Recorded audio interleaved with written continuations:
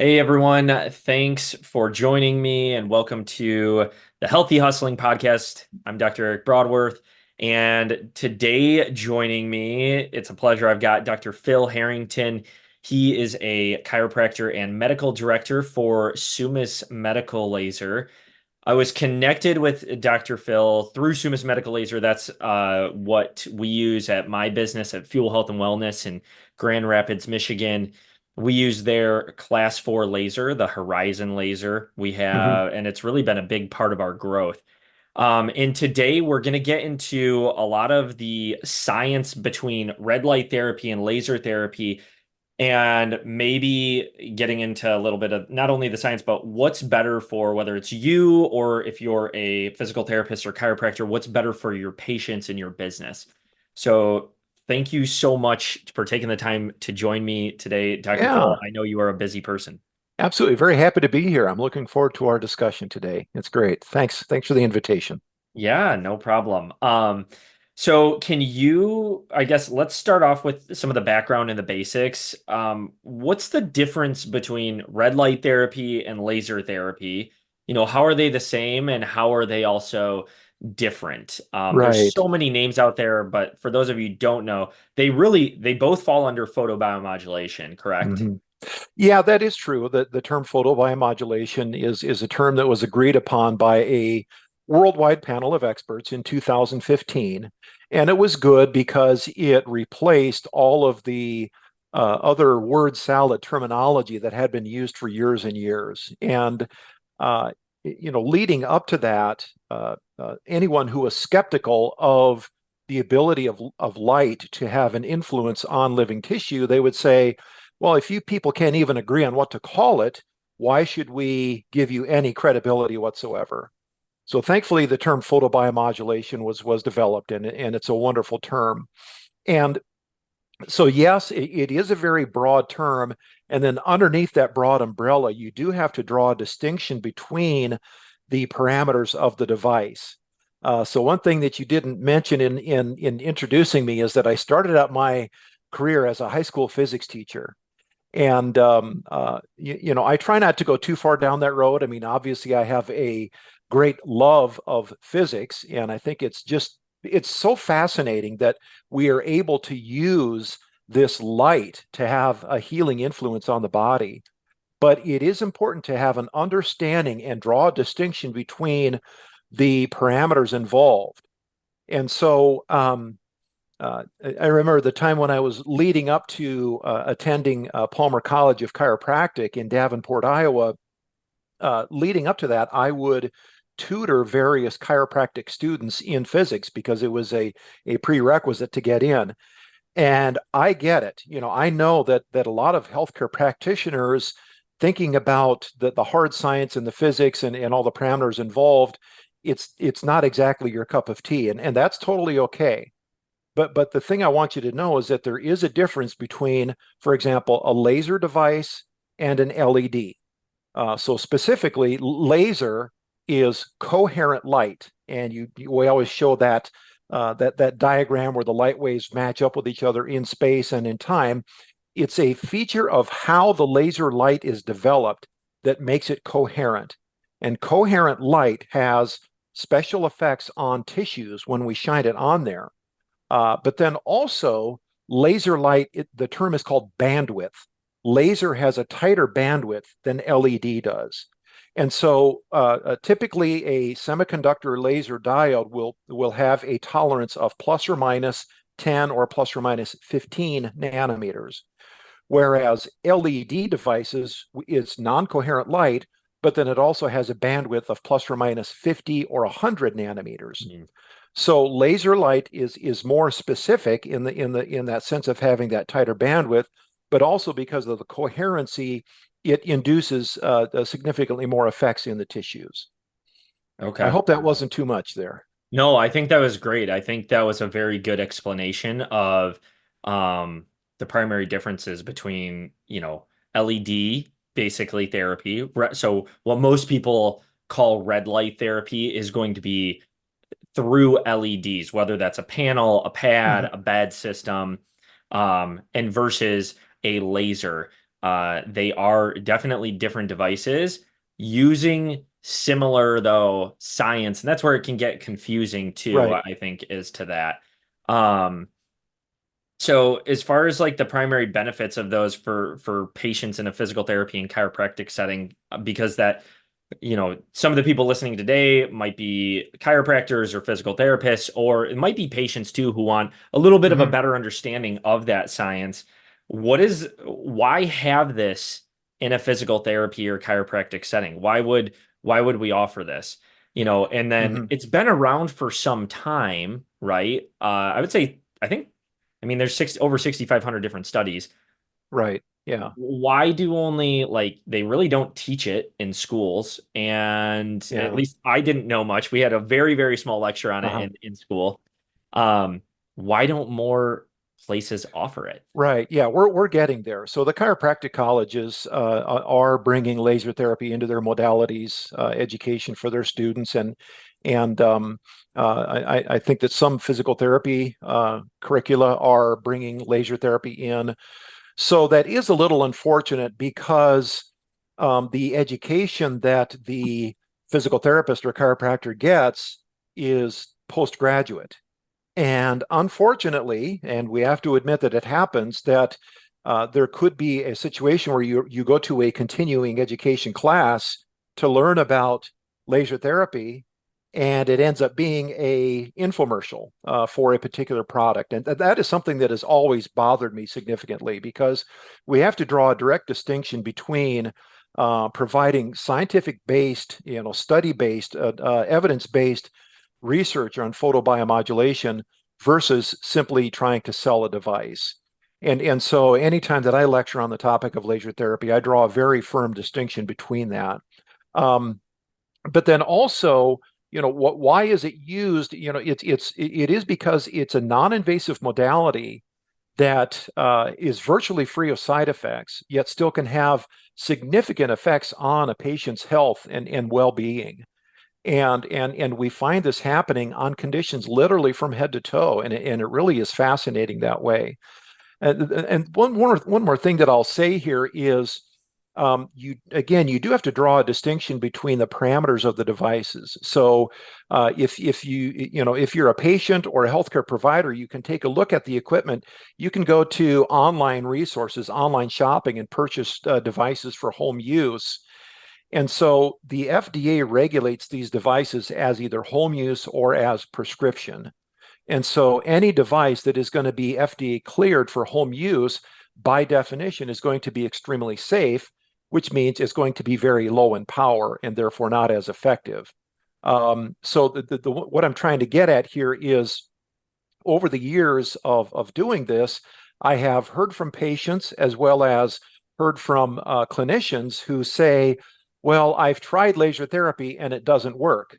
And then once we dig a little bit deeper, we find out that they were using a device that is most commonly of insufficient power in order to have an effect on deeper tissues in the body. And so that's why it's great that we have this broad umbrella term of photobiomodulation, but then also it's a little bit of a drawback because we have to make sure that we are using devices clinically that will get the outcomes for the patients. Yeah, I fully agree with that. One of the things that I'll tell my patients specifically when they ask, "Hey, what do you think about this? Can I do this at home?" That kind of thing. Absolutely 100%. I'm going to send you some devices that I think are phenomenal for home use. Highly recommend, and I've seen them work. They get great results. It does not replace, though, what we're doing here.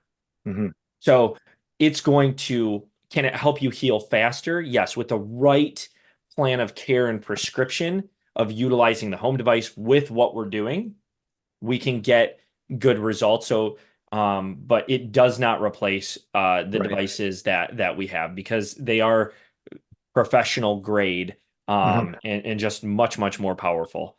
Can you explain? So, getting into wavelengths, a lot of people love to talk about the wavelengths and everything like Mm-hmm. that. And I think this can be a very confusing topic because if you go on anyone that has a device, their site, or um, it doesn't matter who, right? They're all going to be like, oh, we have 3 wavelengths, we have 5 wavelengths, all of these things. Mhm. And so I think there can be a lot of it's good to know about them, but there can be some misunderstandings. Can you explain the difference in wavelengths, maybe between red light therapy or laser therapy, or how wavelengths are used in therapeutic settings and how they're chosen? Yeah, so probably the first thing is the good news is that the wavelengths that are used in these devices are red and infrared, which is non-ionizing light, and that's what makes them so extremely safe. So your cutoff is going to be 700 nanometers. Red is going to be typically between 630 and 700 nanometers. Nanometers is the measure of the wavelength of the light. And then once you get longer than 700, the number gets higher than 700, then you're moving into the infrared. And it's important to draw a distinction between infrared laser light and simply sitting in an infrared sauna. Typically infrared saunas are just emitting extremely broadband infrared radiation and heating things up. Whereas with the laser, you're getting that specific, again, that specific bandwidth of infrared laser light. So then, when it comes into the specific numbers involved for these devices, you have to look at the chromophores in the body. What is it in the body that's absorbing these photons of light? And so you want to make sure that you're using wavelengths of light that are at the peak of absorption for these different chromophores so that you're getting the most bang for the bucks. So you're getting again, it's about the outcomes. What's the outcomes that you're going to get for the patient? You don't want to be wasting the patient's money. You don't want to be wasting your time. You want to be doing things in the most efficient way possible. And so just quickly, the wavelengths that we're using, first off, one visible red is going to be 650 nanometers, wonderful for superficial tissue healing. Numerous studies published on various aspects involved with using that red wavelength of light. And then in the Summus devices, the wavelengths that we are using are going to be 810, 915, and 980 nanometers. And just quickly, those are at the peak of absorption for the cytochrome oxidase enzyme, oxygenated hemoglobin, and water molecules. Can And the you net explain effect, a little bit on the cytochrome oxidase enzyme and some of those, just a broad overview for those who don't know those terms? okay, That's with the yeah, mitochondria, good, correct? yeah. Yeah, so your body is composed of trillions of cells. Inside each of those cells, there are hundreds of mitochondria. The mitochondria is the engine. That's what produces the energy to keep you alive. If your mitochondria are not producing energy, not only are you low energy, but your body is not going to heal as well. You're going to have a disease process or something going on. And so what's very interesting is that there are enzymes. Now, inside of mitochondria, an enzyme is a chemical that will help a chemical reaction go more quickly, but it does not get used up itself in the process. And so this one specific enzyme called cytochrome C oxidase is in the mitochondria, and its job is to process oxygen. Okay, so when you eat food, that food gets broken down into sugar, gets broken down into glucose, and it gets combined with oxygen in your cells and produces energy. And then the byproducts are water and carbon dioxide. So in that production of energy, you're only going to produce as much energy as well as that cytochrome oxidase enzyme is working. And what's extremely interesting is that when a little photon of light comes in and hits that enzyme, it forces it to flip its chemical state and to process oxygen more efficiently.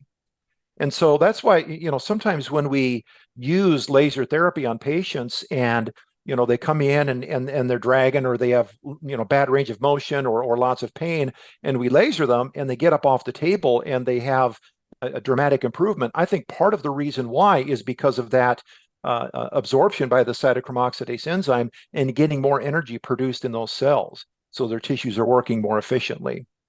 Yeah, I agree. So that was kind of that 810 nanometer, and then the 880, that's hitting on hemoglobin, 915, correct? yeah, 915. So when you're using the laser on the tissues, you want oxygen to be released from the bloodstream. And so there is a peak of absorption at 915 nanometers for 915 for the oxygenated hemoglobin. And when you laser over that area, you are forcing the hemoglobin to release the oxygen at that treatment site. So you're elevating tissue oxygen levels, which is beneficial.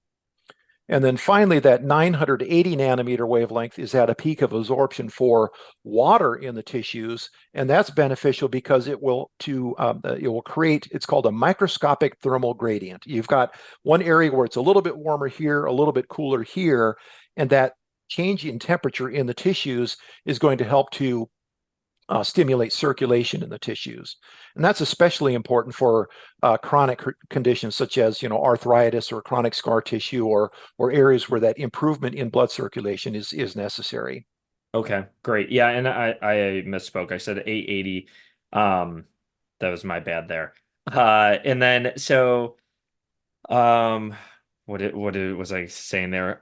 So so we talked about the different wavelengths and how they Mhm. affect tissue penetration and therapeutic outcomes. I just want to add one more thing about wavelengths. Years ago, within our company, within Summus, we did look at the addition of, it's called 1064, 1064 nanometers. Hmm. And we are seeing some devices that are using that 1064 therapeutically these days. And uh, we took a look at the absorption curves, and we decided that adding that wavelength it's like you're adding a feature to the device without getting any additional benefit. So we looked at adding that 1064 wavelength and just determined that the other wavelengths that are using are more at the peak of absorption, whereas when you're at 1064, all of the chromophores have dropped off quite a bit. So it's interesting, but we didn't find that it would have any additional benefit. Okay. And you talked before a little bit about we've hit on device power, and a lot of people like to hit on this as being a differentiator, right? How Mhm. important is the power output of the device in achieving effective treatment outcomes? Right. Yeah. So God bless America, and God bless that American mindset that, boy, if some is good, then more is certainly better, isn't it?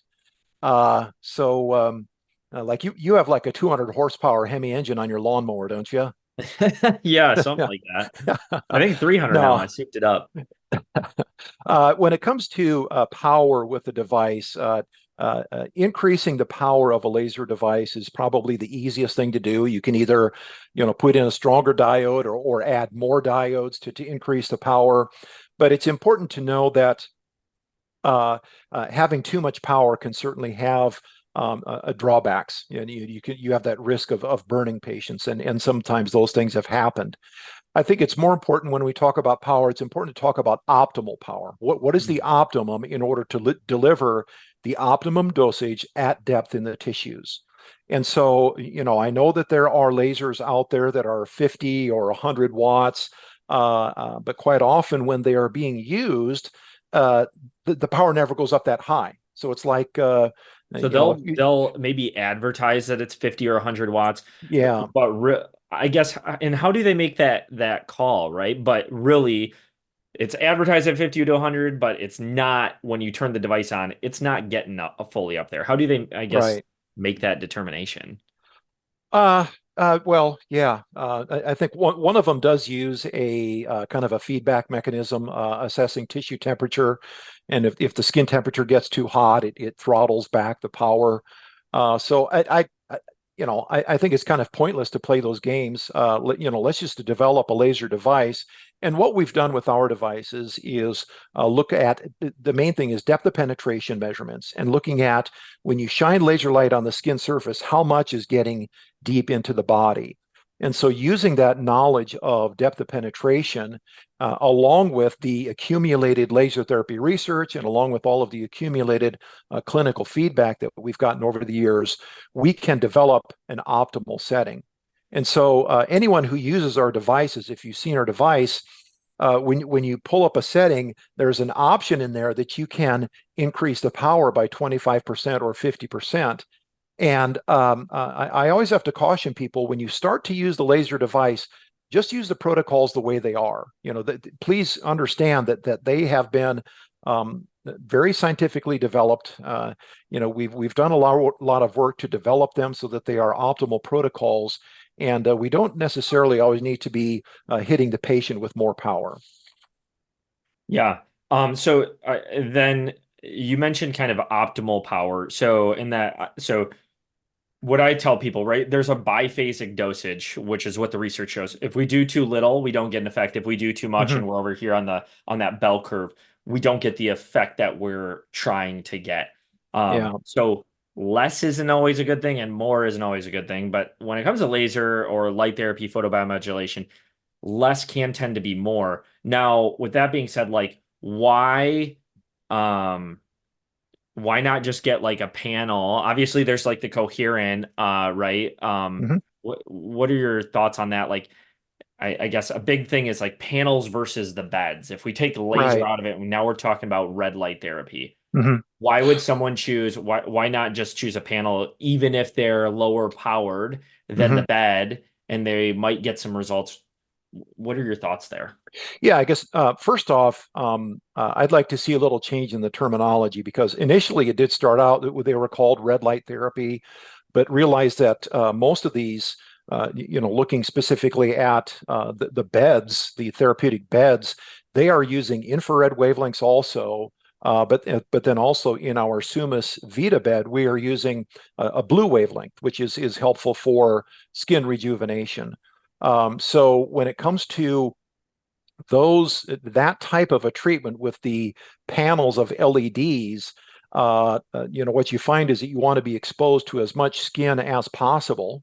So having a device where you can lay in there and have a top close and be exposed on both the front and the back, so that you're getting exposure to as much tissue as possible. But then also realizing again that it's not just red wavelengths that are being used, but also infrareds and blues. Mhm. And so the research there on the beds, we're still just getting the ball rolling on these things. The first company that introduced this sort of device, the company is called Thor Laser, and their bed was called the Novo Thor, and it used red and infrared wavelengths. And there are some nice papers published on the use of that for athletic recovery from either competition or a good hard workout, muscle soreness. Also, some interesting studies on helping with COVID-related brain fog and situations like that. But if you're researching these beds and you're looking for published research on them, we have to admit there are not a lot of published studies on, we call it whole body photobiomodulation. Uh, Now, what's interesting is, again, the treatment is going to be really free of side effects. It's non-invasive. We're learning now what sort of conditions will respond best to this whole body photobiomodulation. Okay, nice. And then so if you're a business owner, watching this and you're trying to decide like, do I get a red light device? Do I get, the panel or a bed or a laser? And there's so many things out there and it's very confusing. Mhm. What types of conditions would benefit more from laser and what, in your opinion, and what would benefit more from, say, a bed device? And, Yeah. can these conditions also benefit from both? Yeah, they potentially could benefit from both, and I know that we have some of our practitioners that are using both devices together. I think one way to think of it is that the laser is going to be more focused and more specific for specific injuries or specific conditions involving isolated areas of tissue. Sports injuries, motor vehicle accidents, whiplash injuries, so on and so forth. Whereas you can look at the bed as having more of a systemic effect on whole body wellness from that whole body photobiomodulation.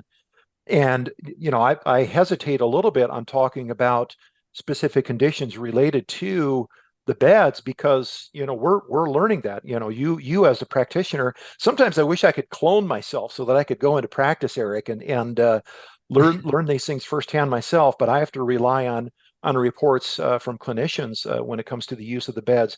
One interesting one is I know we have a practitioner in North Carolina that's getting excellent outcomes on patients with fibromyalgia.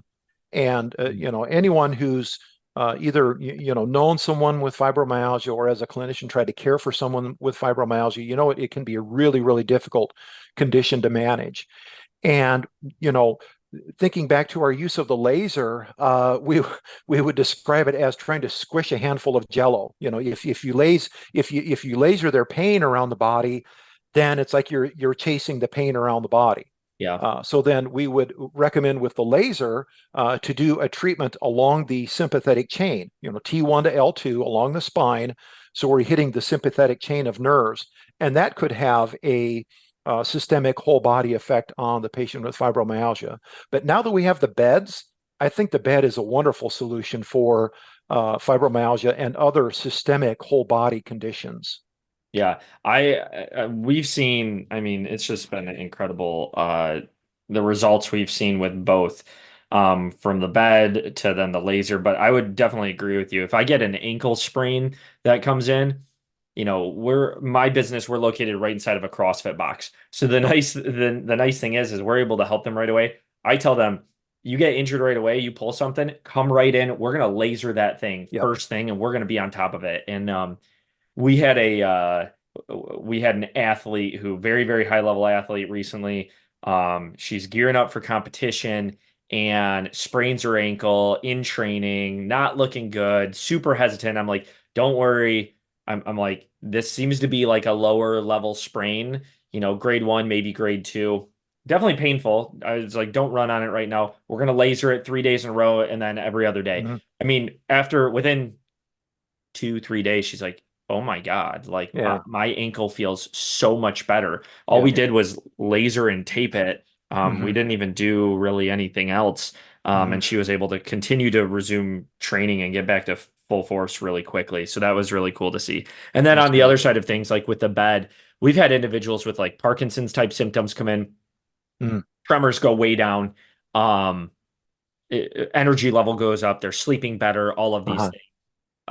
It's been pretty incredible to see just the benefit of both. Good. So if you can Yeah. have both, I think for my business, having both has been just a blessing. It's been for everyone. Hmm. And then that way we can truly choose like, hey, what is best for this patient and not be limited to by, well, this is kind of what we have to work with. Hmm. Um, so yeah, so that's been pretty amazing. Um, and then is there any type of research that you want that supports the efficacy? Obviously, there's like 6,500 or 7,000 studies of red light and laser therapy. Is there anything Right. specific you want to say on the evidence or where people can, if they want to stay updated on the evidence, where's the best place to go to look at that research? There's a few good resources there. I'll start out with our company one. On our company website, we have a compiled research library at medical.summuslaser.com, medical.summuslaser.com. Also, there is I think you could do an online search and find this. There is a gentleman from Finland who has compiled a wonderful Google spreadsheet of laser therapy research. Of course, you can also go to PubMed and make sure you're using the terms photobiomodulation or PBM along with whatever condition you're looking for. Um, Also, I'll just mention on Facebook, I have a open group for class 4 laser therapy. It's anyone and everyone who is a fan of class 4 laser therapy. So in that group, it's patients and clinicians, it's veterinarians and pet owners. So it's anyone and everyone who is a fan of class 4 laser therapy. And in there, I just started another Google document where I'm just compiling any research sources that I find. I'll put those in there. And the good news is that in the last 10 years, the amount of published research on photobiomodulation has shot up exponentially. And we're seeing these papers being published in very high impact journals, such as, Nature, Science, Circulation, Pain, the Lancet, so on and so forth. So we're I'm so optimistic for the future of laser and photobiomodulation, and that's one reason why is because of that published research. Yeah. Is there, and speaking of like the research as far as like safety, you've mentioned overall it's very safe, very minimal side effects. Is Mhm. there anyone that you wouldn't use this on? When we go down the list of contraindications, obviously we do not shine the laser directly into the eye. However, it is safe to treat over the forehead, the temple, the cheeks, and we can have beneficial effects on conditions such as, migraine headaches, tension headaches, sinus headaches, sinus inflammation, and things that Bell's palsy, trigeminal neuralgia, things of that nature. When it comes to the use of photobiomodulation with a patient with cancer and a pregnant patient, um, that could probably open the door to a whole nother hour of discussion here. Just briefly, I would say that it's very interesting that when I started doing this journey of laser therapy 20 years ago, we would say, do not ever use the laser on a patient with active cancer. And guess what? We've done almost a complete 180 on that. And in fact, now the World Association of Laser Therapy is recommending photobiomodulation for the treatment of patients when they have side effects associated with chemotherapy. And Hmm. so when you have a cancer patient who is undergoing chemotherapy, they will either get oral mucositis, the open lesions in the mouth and the tongue and the roof of the mouth, et cetera, or they will get peripheral neuropathy. Or there are some other conditions associated with chemotherapy. And when we have a worldwide panel of experts, there's like 20 authors that have signed on to this paper. When they recommend the use of photobiomodulation in the treatment of the side effects associated with chemotherapy, which, by definition, that's a patient who has active cancer, it's that really emphasizes the safety of these treatments. So, Yeah. yeah, Yeah. And again, I've that's seen some of the papers too supporting the yeah that it can actually help with cancer side effects, treating cancer, everything like that. Uh, I would just proceed with caution. If you're a physical therapist right. or chiropractor out Yeah. there, my recommendation if someone comes into my clinic and they do have any active cancer, I tell them I cannot, you know, advise this right now. Um, Here's the pros and cons. If you get it signed off by your physician and oncologist, then I'm happy Hmm. to proceed. I need Hmm. that sign off though, Yeah. for my own, uh, CYA kind of deal. Right. So, Right. and to Yeah. cover my own bases. And that way too, the patient knows all of the risks and benefits and things like that. And everyone's on board. You definitely want to protect yourself. That's for sure from a legality standpoint. Yes. Um, are there any like challenges that you find for practitioners getting this into their business or into their practice? How do they overcome those challenges? What would you say are like the top ones? I mean, there's different Yeah. things like the cost, right? Um, of some of these devices. Some are on the very low end and some are Hmm. definitely higher end. I mean, your Novathor bed, I think the Novathors are about $120,000 if you're Right. talking Yeah. that. Most are around the 70 to 85,000 mark, I would say. Hmm. Yeah. So it is an investment in the practice, and that's for sure. So I guess when you're looking at devices, you want to make sure you have device with the appropriate parameters so you can get the best clinical outcomes possible. But probably more importantly is support. You want to make sure that you are partnering with a company that is able to support you in all ways, marketing, technical, clinical, so on and so forth, continuing education, looking at developing more research and looking at developing ways to make sure that this stays at the forefront of medicine, because it really, my opinion is it's the greatest modality ever invented. Now, some could say, yes, obviously you're biased because you work for a laser company, but I look at other modalities and they all have significant drawbacks and there's no way that they can touch the number of conditions that we're able to manage with laser therapy.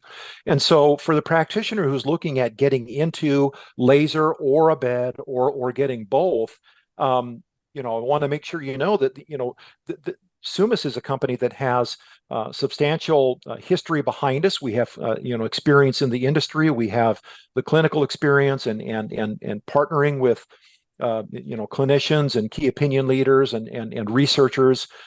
So it's important to have that ability. And I'll just say one thing about myself is there's nothing that I hate more than to have either unread text messages or unanswered emails in my inbox. So actually, right before we started this podcast, I was answering a question from a doctor in Nebraska who was managing a patient with a specific condition. So whereas I have heard about other companies where um, they, Good submit luck. a doctor will submit a question and 2 weeks later they have no answer. If you're asking a clinical question, that's a hot plate question because that patient is there right now, and you need to have an answer. So that's my Summus advertisement there. But it is important, and it is serious because you want to be able to use this device to help as many patients as possible. Yeah. No, and I will say, like, with working with you, one of the things I've just really appreciate is your responsiveness. As I might have a tough case, I'm like, man, I don't know what to do in this case on what might be best or best protocol or something like that. Mm-hmm. And it'll be a unique case, and you're just always very easy to get a hold of, and I can't thank you enough because you're correct. Like what I look for as a physical therapist, what I look for with anything that I'm doing is, am I getting a response? Am I going to have a positive outcome? And then the next thing is like, as a business owner, does this make sense from a business perspective? And this is really checked off both boxes. People love it. They keep coming back. They refer more people because of it. And it's because, ultimately, like, we're getting results. And Kind of I'm smiling because I remember a text message that I got from a certain person on Sunday. yeah, yeah. So for those of you who don't know, on Sunday, so my dog, I am not a veterinarian. I know that laser, the funny thing is with like light therapy, it's developed more and like been more common in the veterinarian practice and Yeah. like with animals, especially with like horses. If if you're dealing with anyone with horses, they've been around laser therapy for Hmm. quite some time because they invest so much money into those animals. It's Yep. crazy. So, I knew that Sumis has, vets on hand and things like that. My dog just had a hematoma in his ear. He had surgery, and then it came back, and then it burst, and there's blood all over the kitchen, and he had to have emergency surgery on Sunday. And so I'm like, I'm kicking myself though, because I've got a Sumis laser and I know it can be used for vets. And I'm Yeah. like, why didn't I use this the first time around? And, so I brought it home and I've used two treatments on him. And so I really appreciate your responsiveness on a Sunday that you're responding to me and the team. And I got the proper dosage and everything like Good. that. Yeah. And you can tell, like, the first go around that I did on him, he's kind of like, he's yelping. Like, I would turn it on. There's a pause button on it so we can Yeah. pause it. And I'm using it on ears. As soon as I turn it on, he's like, "Ooh," like he's feeling it. Yeah. Uh-huh. And so we decreased some of I decreased the dosage so the total Hmm. joules you can see on this, and I Yeah. prolonged the time. So he's still got about 550 joules, but over Yeah. 4 minutes instead of two. So, Gotcha. but it's Okay. your guys's help who helped me determine, hey, what do I do with this dog? Yeah. How do we help with this? Yeah. Um, Yeah. do you have a favorite story, kind of to wrap up? Like, can you share a memorable case where red light or laser therapies made a significant difference in a patient's recovery? Do you have a favorite one? Um, yeah, I know you're going to ask this question, and I'm just thinking, Or uh, even a business case, like I guess if you have a provider that you've worked with? yeah. So we the laser is used a lot on patients with peripheral neuropathy, and this was not a case of mine. It was a case in the office of Dr. Greg Lewis, who's the lead instructor for our neuropathy class, and there was a Korean War veteran. I think his name was Robert, and he had idiopathic peripheral neuropathy, and he went through the treatment plan and got near 100% resolution. And so, first off,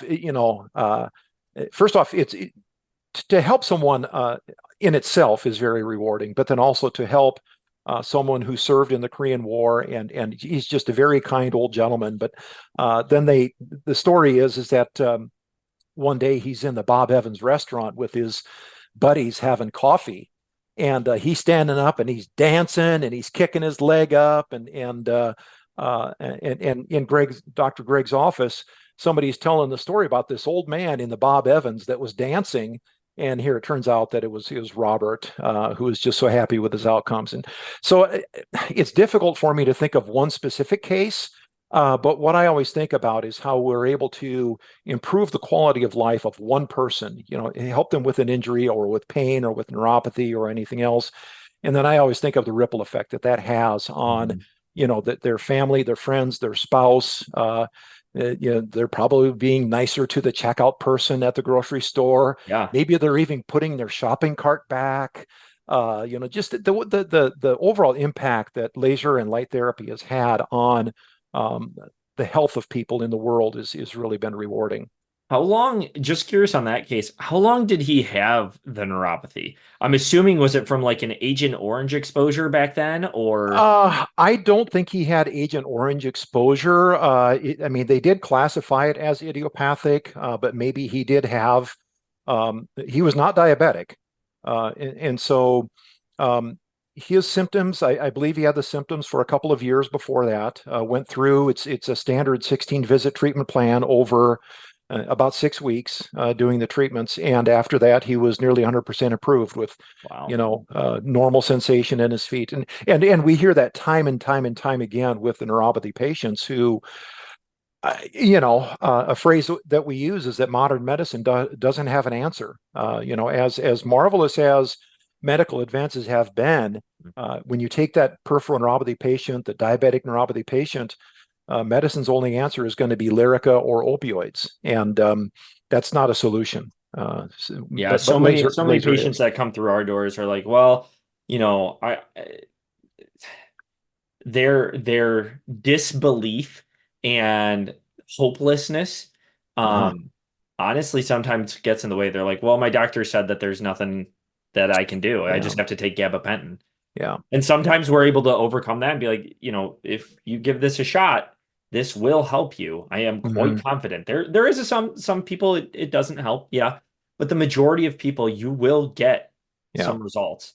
Um, it's not 100%, but there is a good chance that you will get results. And sometimes these people are just they're so hopeless, and you feel Hmm. for them. If you've Right. ever been in pain or had significant pain, it's miserable.